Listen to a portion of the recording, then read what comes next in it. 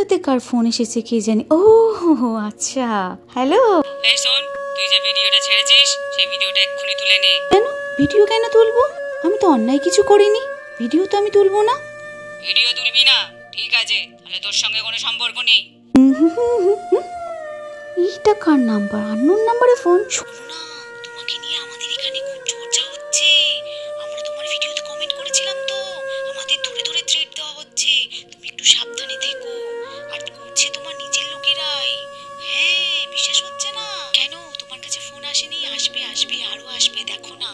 না না, এটা হতে পারে না। ওরা আমার সঙ্গে এরকম করবে আমি বিশ্বাস করতে পারছি না। আবার ফোন। হ্যালো, শোনো না, আমি তোমার পাড়া থেকে বলছি।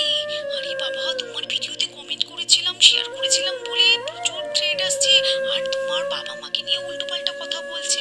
না আমি এটা বিশ্বাস করি না, ওরা এরকম করতেই পারে না। আরে প্রমাণ আছে, প্রমাণ দিচ্ছি। হোয়াটসঅ্যাপে ভয়েস রেকর্ডার পাঠাচ্ছি, দেখো কি বলছে ওরা। ঠিক আছে পাঠা, দেখি, আমি শুনি।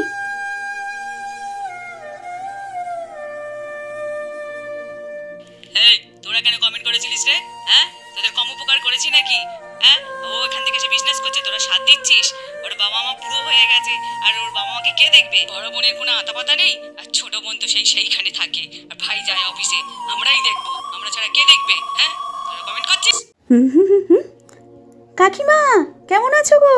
কি করছো? আচ্ছা শোন না মনা, তোর সঙ্গে এখন কথা বলতে পারবো না, পরে কথা বলবো, কেউ দেখে ফেলবে। এখন তুই যা, চলে যা ঘরে। দেখলে গা পিত্তি জ্বলে যায়, ওখান থেকে এখানে এসেছে বিজনেস করতে। বিজনেস দেখাচ্ছে এখানে, কত বড় ইউটিউবার, কত বড় সোশ্যাল ইনফ্লুয়েন্সার। দেখলে গা পিত্তি জ্বলে যায়। না আর চুপ থাকলে হবে না, জবাব দিতেই হবে। তবে শুনে রাখ, আমি এখানে 100 বার ভিডিও বানাবো, আমার প্রয়োজন পড়লে চাঁদে গিয়ে ভিডিও বানাবো, কেউ আমাকে আটকাতে পারবে না। আর বিয়ে হয়ে গিয়ে বাবার কাঁধে বসে খেলে সে বাপের বাড়ির জন্য লড়াই করতে পারবে, কে বলেছে?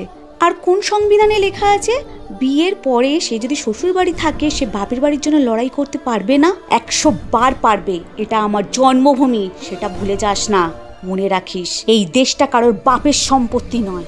উফ, ফাইনালি কাজটা শেষ করতে পারলাম। এবার একটু মোবাইলটা না হাত দিলে আর আমার সবোধ হচ্ছে না।